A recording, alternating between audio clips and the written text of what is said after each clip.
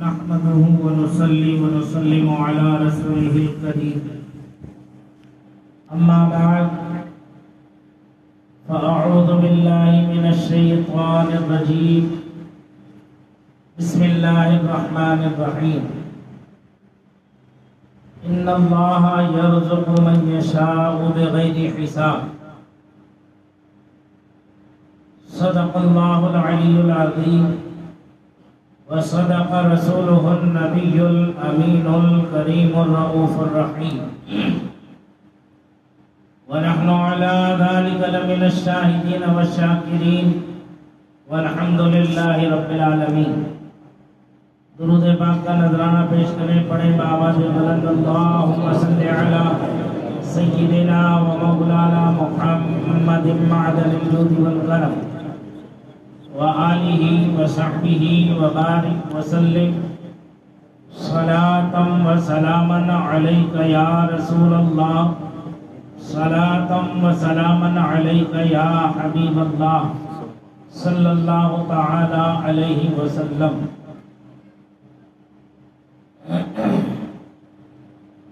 حضرات کرام، یہ ماہ ربیع النور، ماہ خیر و برکت ہم سے رخصت ہوا چاہتا ہے. آج 29 ربیع الاول شریف ہے. مغرب میں اگر چاند نظر آ گیا تو 11ویں شریف کا چاند ہمارے سروں پر سایہ فگن ہو جائے گا عنقریب.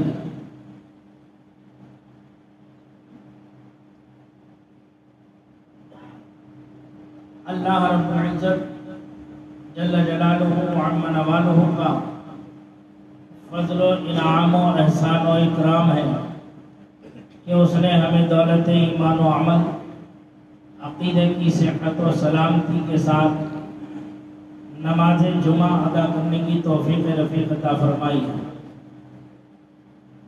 زندگی اپنی منزل کی طرف بغیر رکے، بغیر تھکے رواں دواں وقت گزر رہا ہے، حالات بدل رہے ہیں.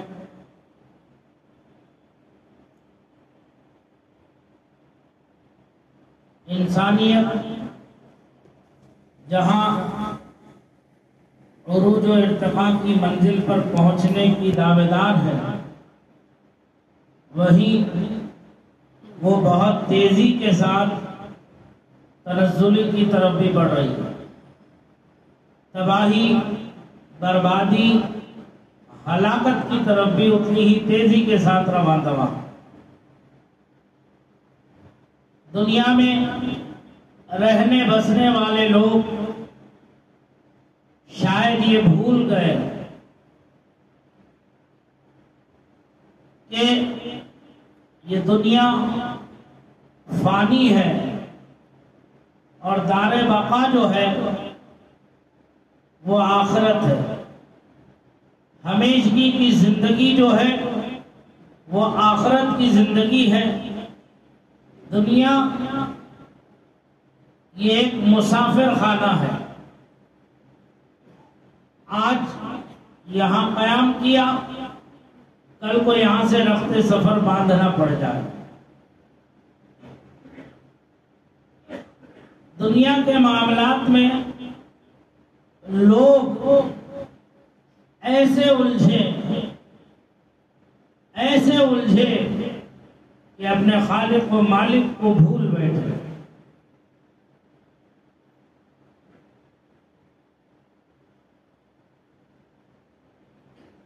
کسی نے کیا خوب کہا، دہریہ الجھا ہوا ہے، دہریہ الجھا ہوا ہے دہر کے پھندوں میں یوں، دہریہ الجھا ہوا ہے دہر کے پھندوں میں یوں، سارا الجھا سامنے ہے اور سرا ملتا نہیں. سارا الجھا سامنے ہے اور سرا ملتا نہیں. وہ ابھی بھی کائنات کے پیدا کرنے والے کو ڈھونڈنے میں لگا ہوا کہ کون ہے اس کا خالق، کون ہے اس کا مالک، اپنے آپ پیدا ہو گیا، یہ کائنات اپنے آپ وجود میں آ گئی یا اس کے وجود میں لانے والا بھی کوئی ہے؟ سیدنا امام اعظم ابو حنیفہ رضی اللہ تعالی عنہ وارضاہ عنہ کے زمانے میں بھی دہری قسم کے لوگ موجود تھے، اسی معاملے پر کہ کائنات کو وجود بخشنے والی کوئی ذات ہے کہ نہیں ہے، اس پر امام اعظم سے ایک مناظرہ ہو گیا۔ ایک دہریے نے یہ دعویٰ کر دیا امام اعظم کے ساتھ، تو امام اعظم نے اس کے مناظرے کا چیلنج قبول کر لیا۔ دن اور وقت، جگہ سب مقرر ہو گئی، طے ہو گیا کہ فلاں تاریخ کو فلاں دن فلاں جگہ پر جو ہے اپنے وقت کے امام ابو حنیفہ کا مناظرہ فلاں شخص سے طے پایا ہے۔ ایک جمع غفیر اکٹھا ہو گیا، اس دہریے نے یہ دعویٰ کیا تھا کہ تمہارا امام میرے سوال کا جواب نہیں دے پائے، وہ آئے گا ہی نہیں جواب دینے کے لیے۔ وقت طے ہو گیا، دن طے ہو گیا، جگہ طے ہو گئی۔ اب وقت مقررہ پر حضرت امام اعظم ابو حنیفہ رضی اللہ تعالی عنہ کو وہاں پہنچنا تھا۔ سارا مجمع اکٹھا ہے، امام اعظم وقت پر نہیں پہنچے۔ حضرت امام اعظم وقت پر نہیں پہنچے، لوگوں کو حیرت ہوئی، تعجب ہوا، سب حیرت زدہ اس راستے کی طرف تکتے رہے، دیکھتے رہے جس راستے سے امام اعظم کو آنا تھا۔ اب جب وقت مکمل ہو گیا تو یہ ڈینگے مارنے لگا، بغلے بجانے لگا، دیکھا میں کہتا تھا نہیں تمہارا امام ہار جائے گا، میدان چھوڑ کے بھاگ جائے گا۔ اب لوگوں کو اس بات کا احساس ہونے لگا کہ آخر وجہ کیا ہوئی کہ حضرت تشریف نہیں لائے۔ وہ وقت گزرتے ہی بس یہ اعلان کرنے ہی والا تھا کہ میں مناظرہ جیت گیا، دیکھا کہ حضرت امام اعظم تشریف لا رہے ہیں، حضرت امام اعظم تشریف لا رہے ہیں اور بہت تیزی کے ساتھ آ رہے ہیں۔ آتے ہی امام اعظم نے اس سے کہا، جب اس نے پوچھا کہ آپ کو جو وقت دیا تھا اس وقت کیوں نہیں آئے، اتنی تاخیر سے کیوں آئے ہو؟ تو کہنے لگے بھائی بات تو سن لو پہلے، میری بات تو سنو پہلے۔ کہنے لگا بات کیا سننا ہے، آپ تو وقت پر آئے نہیں، مناظرہ ہار گیا، میں جیت گیا۔ امام اعظم نے فرمایا اچھا تم جیت گئے؟ ہاں میں تو مناظرہ جیت گیا کیونکہ آپ وقت پر نہیں آئے۔ تو کہتے ہیں اچھا ٹھیک ہے میری بات تو سن لو، اب تو جیت گئے تم مناظرہ؟ کہتے ہیں ہاں میں مناظرہ جیت گیا۔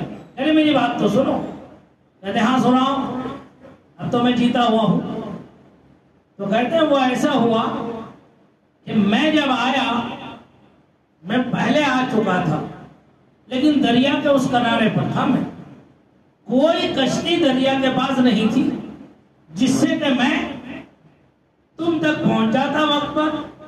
اب تو تم مناظرہ جیت چکے، لیکن میری مجبوری یہ تھی کہ میں کوئی کشتی تھی نہیں، لہذا میں دریا کے کنارے کھڑا ہوا تھا اس انتظار میں کہ کوئی کشتی آئے تو میں اس پر سوار ہوں، کوئی ملاح چلانے والا ملے تو میں اس کے ساتھ منزل مقصود تک پہنچ جاؤں۔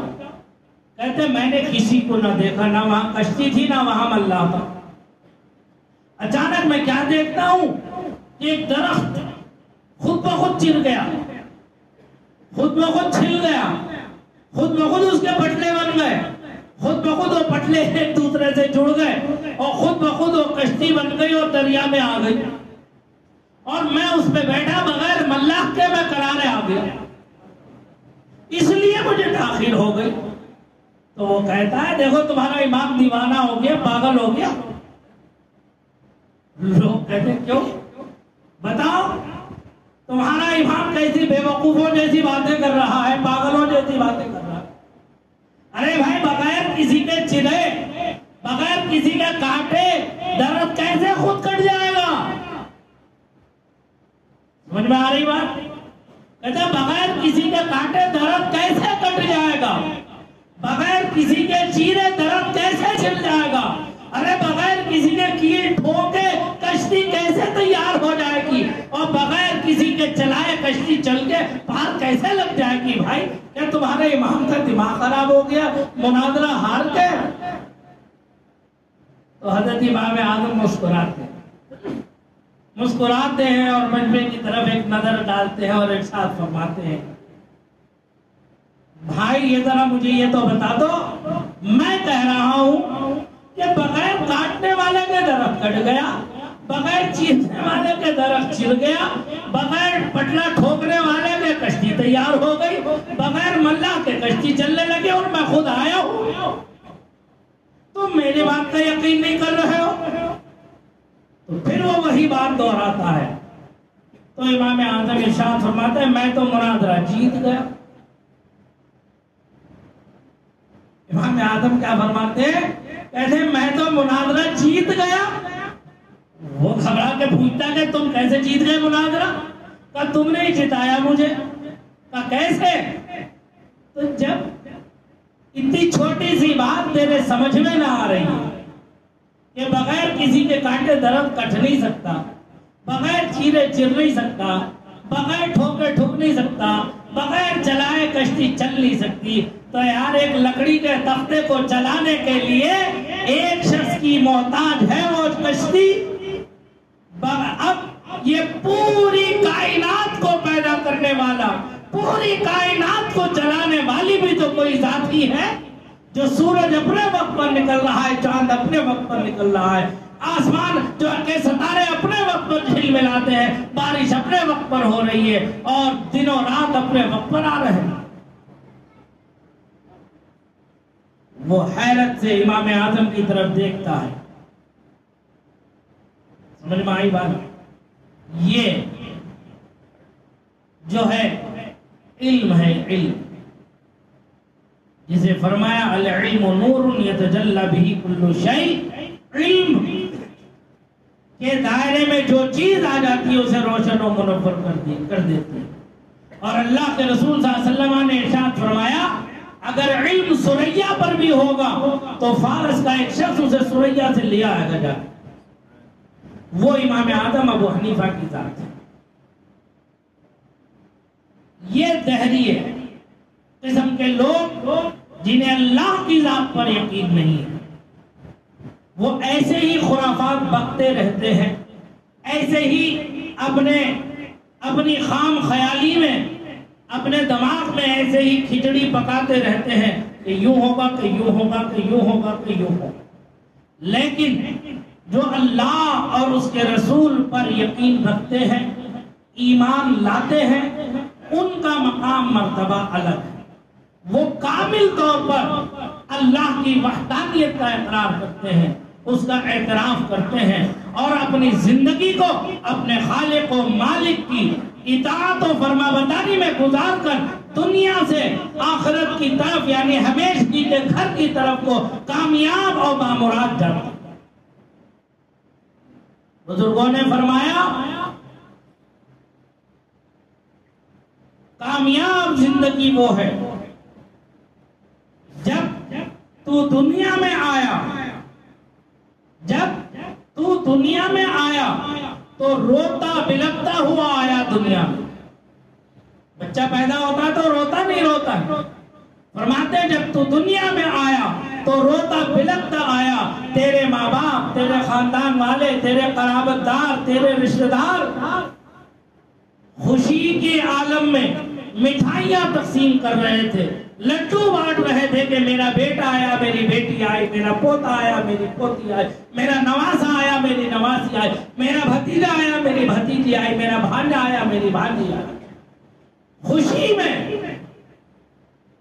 جو ہے مٹھائیاں تقسیم کر رہے تھے، لیکن کامیاب زندگی وہ ہے کہ جب تو اس دنیا سے جائے، جب تیرا وقت سفر اس دنیا سے باندھا جائے، تو ہنستا مسکراتا ہوا جائے اور تیرے رشتہ دار اور قرابت دار روتے بلکتے رہے کہ ہائے کیسا پیارا، کیسا حسین، کیسا دل دادا، کیسی محبت کرنے والا، کیسے بڑوں سے ادب و احترام سے پیش آنے والا، ماں باپ کا کیسا مطیع و فرما بردار، اپنے محلے کے بزرگوں کی عزت و عظمت کرنے والا، ان سے محبت کرنے والا، ایک دوسرے کے حق کو ادا کرنے والا، ایسا نیک انسان آج دنیا سے رخصت ہو گیا۔ اس لیے ہمیں افسوس ہے، ہمیں تکلیف ہے، ہمارے دل پر اس کا اثر ہے۔ یہ دل غم کی وجہ سے نڈھال ہے، اسی وجہ سے آنکھوں سے آنسو جاری۔ یہ زندگی کامیاب زندگی ہے۔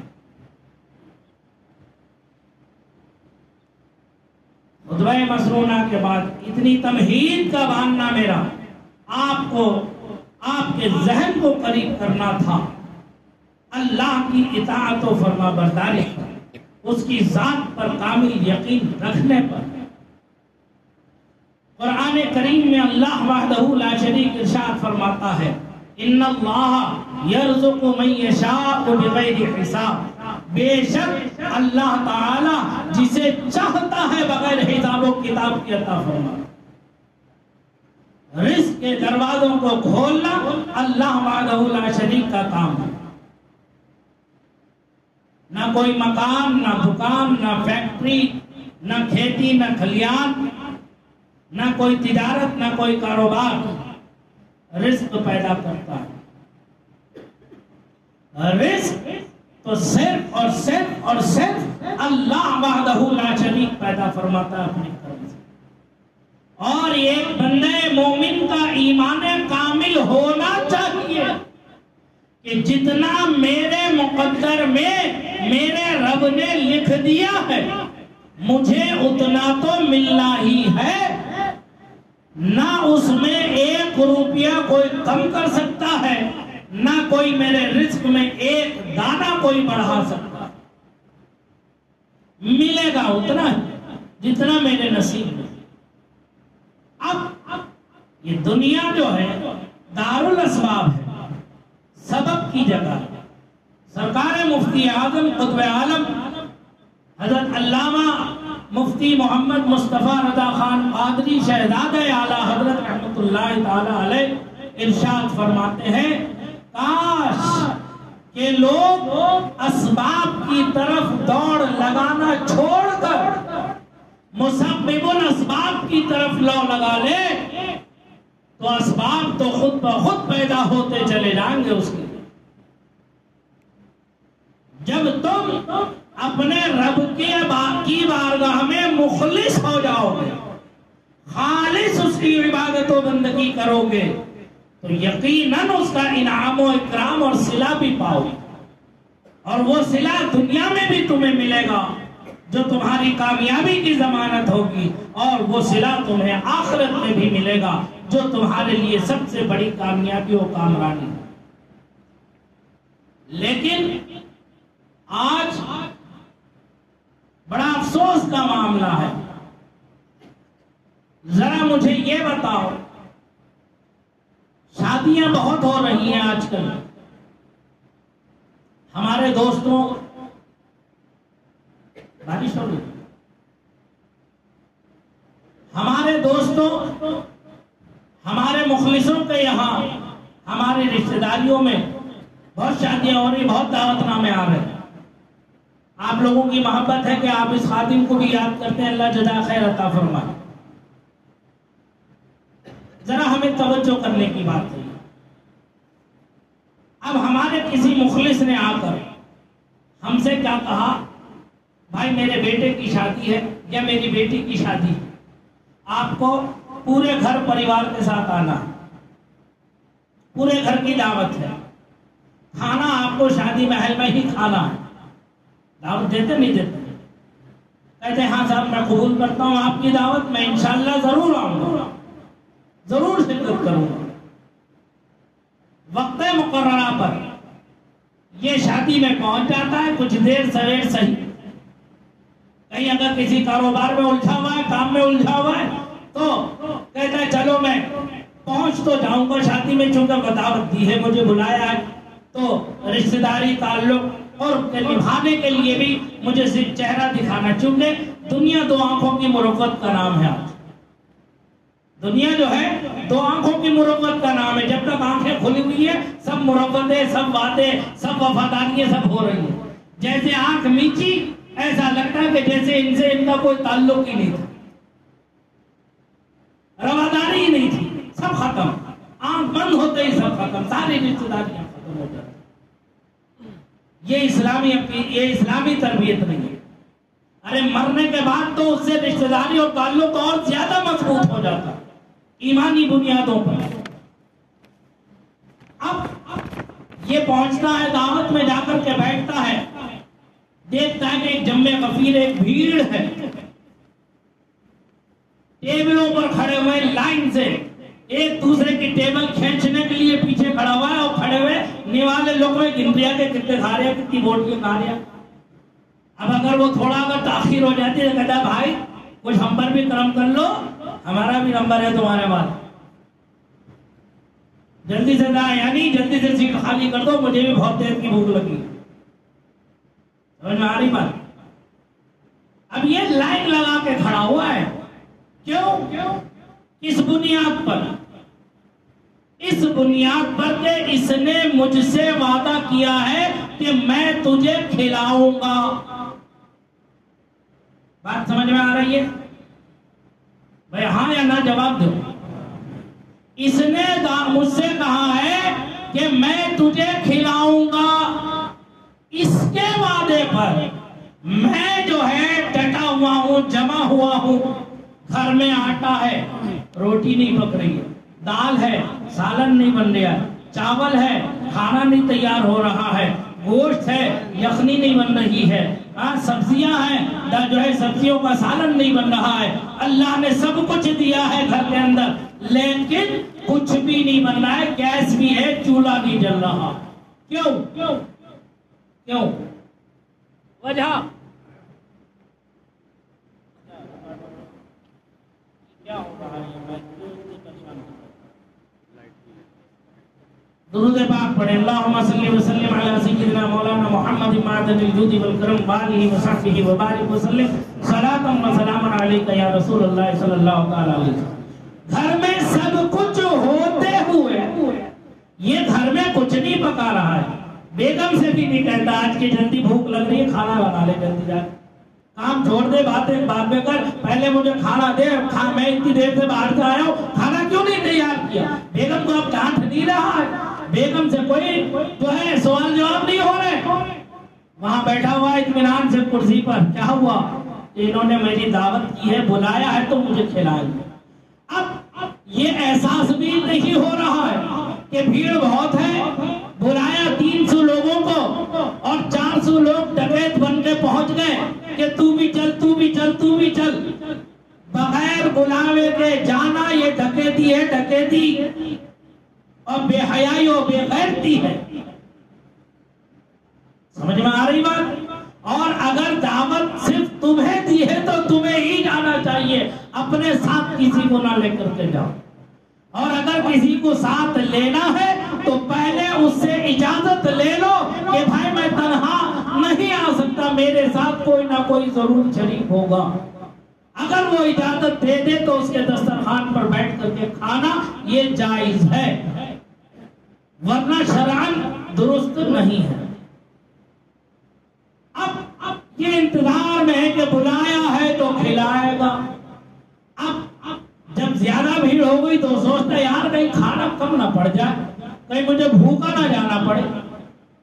پھر بھی یہ سوچتا ہے نہیں بھائی، مجھے گھر چل کے آ کے جب دعوت دی ہے، بلایا ہے تو کھلائے گا. اپنی عزت بچانے کے لیے اور منگائے گا، پکائے گا، کھلائے گا. تھوڑی تاخیر صحیح لیکن کھلائے گا اپنی عزت بچانے کے لیے.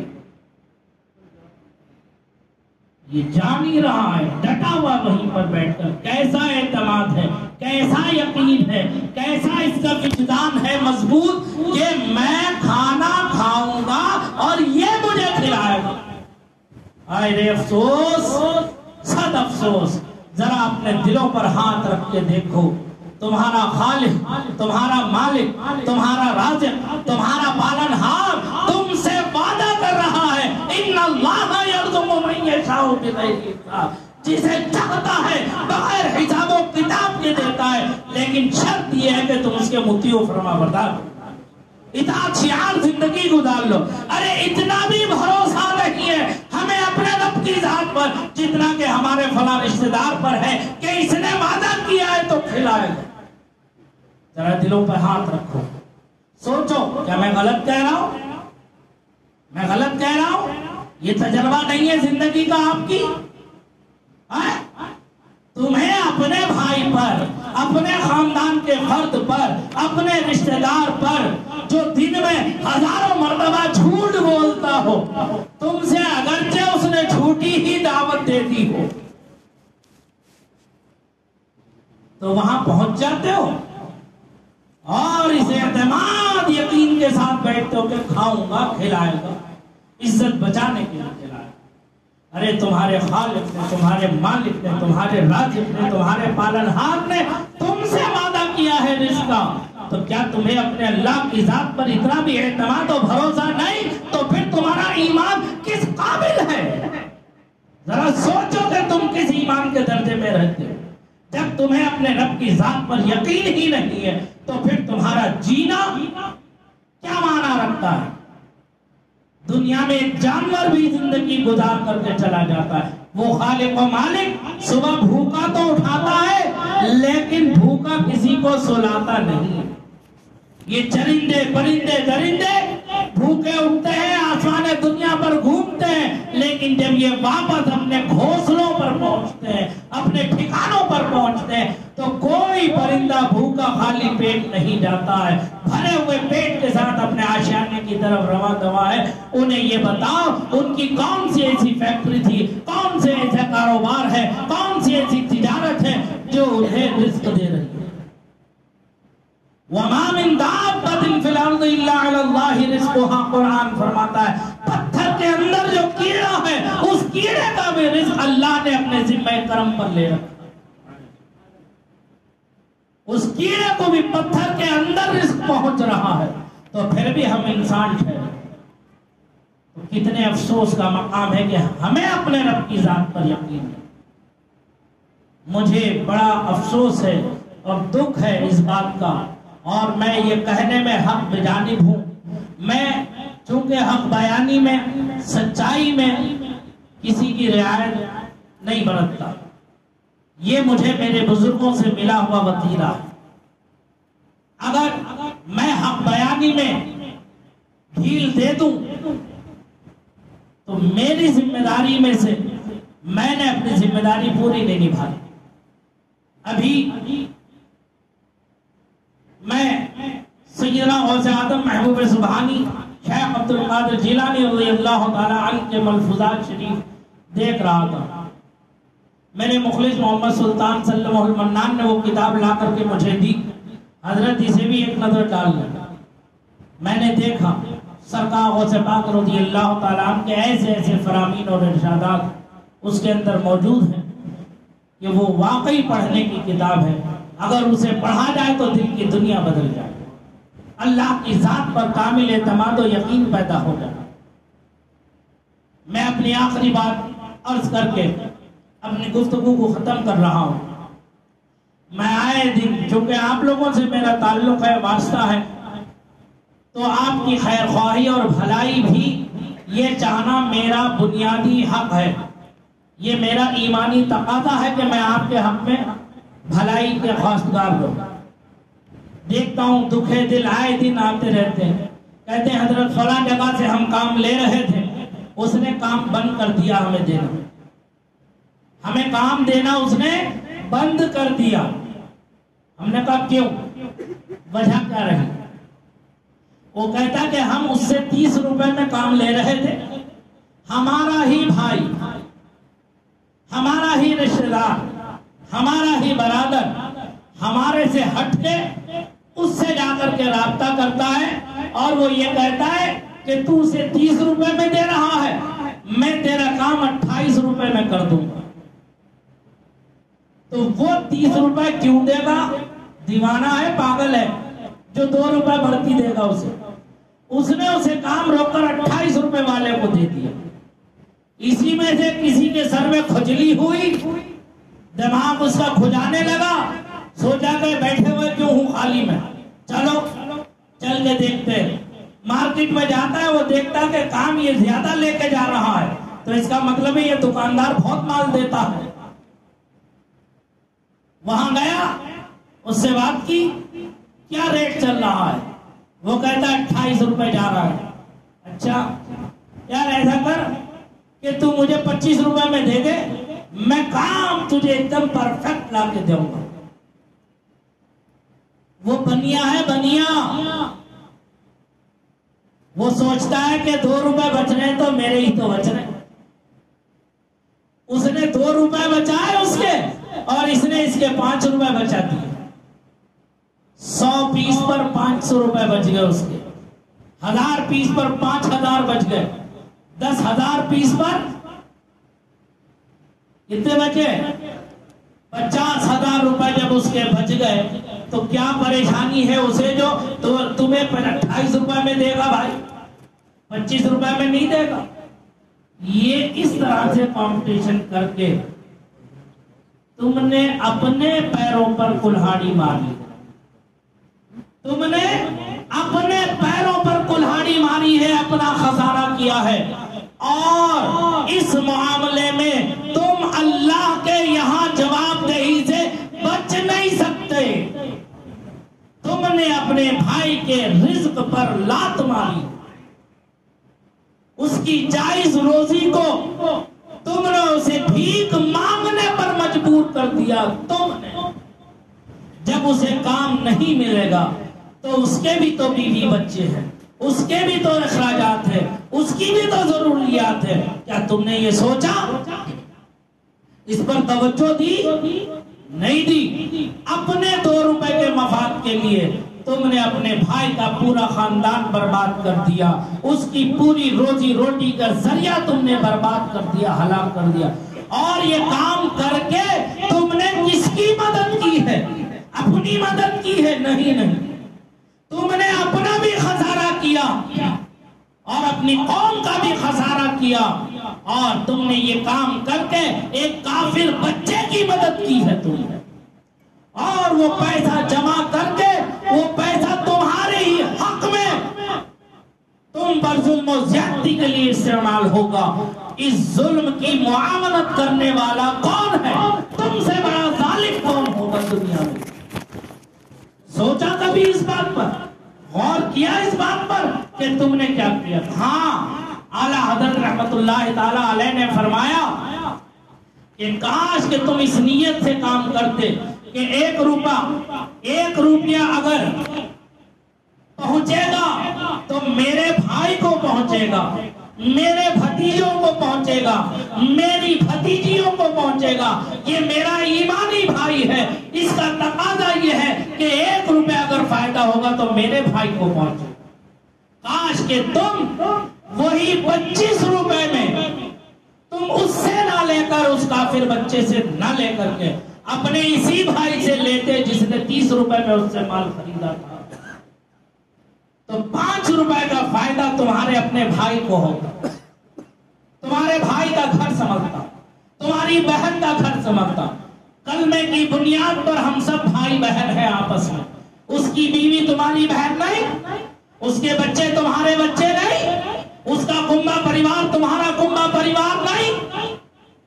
ذرا سی تم نے اپنی سوچ بدلی ہوتی مسلمانوں، ذرا سا اپنا خیال تم نے بدلا ہوتا، وہ 5 روپے کا فائدہ تمہارے اپنے بھائی کو ہو، وہ 30 روپے میں اس سے مال خریدتا اور تم اس سے 25 روپے میں حسن نیت کے ساتھ کرتے، تو اللہ تعالیٰ تمہاری روزی میں بھی برکت دیتا اور تمہارے نامہ اعمال میں اس کا ثواب بھی لکھ دیتا۔ لیکن تم نے یہ نہ کر کے اپنی تباہی کی ہے، اپنی بربادی کی ہے۔ ابھی بھی وقت ہے، ہوش میں آ جاؤ، ایک دوسرے کی ٹانگیں نہ کھینچو، ایک دوسرے کے پیچھے لات نہ مارو، ایک دوسرے کے پیٹھ میں خنجر نہ گھونپو۔ تجارت کی دنیا میں مضبوطی کے ساتھ ابھرو، کاروبار کی دنیا میں مضبوطی کے ساتھ ابھرو۔ ملک کے حالات اچھے نہیں ہیں، سب تمہارے سامنے ہے، اس کے باوجود تم اپنی ہلاکت کو دعوت دے رہے ہو، اپنی بربادی کو دعوت دے رہے ہو، صرف اس لیے کہ تمہیں اپنے رب کی ذات پر یقین نہیں ہے، اپنے رب کی ذات پر ایمان نہیں ہے، اپنے رب کی ذات پر تمہیں بھروسہ نہیں ہے۔ اگر تمہیں ہے تو آج سے سچی توبہ کر لو، سچی توبہ کر لو کہ اے اللہ، بشری تقاضوں میں، شیطانی وسوسوں سے، نفسانی خواہشات میں ہم سے جو کچھ بھی کوتاہیاں، غلطیاں سرزد ہوئی ہیں، ان سب کو تو اپنے کرم سے معاف فرما دے، آگے ہمارے لیے رزق کے دروازوں کو کشادہ فرما دے، اور اپنے ایک دوسرے بھائی کو مدد کرنے کی ٹھان لو۔ اللہ یقیناً تمہارے عمر میں بھی، عمل میں بھی، رزق میں بھی، عزت میں بھی، وقار میں بھی، خاندان و آل و اولاد میں بھی برکت عطا فرمائے۔ اللہ تعالیٰ اس کی مجھے آپ سب کو عمل کرنے کی توفیق رفیق عطا فرمائے۔ آمین وآخر دعوانا الحمدللہ رب العالمین۔ استغفر اللہ ربی من کل ذنب واتوب الیہ۔ السلام علیکم ورحمۃ اللہ وبرکاتہ۔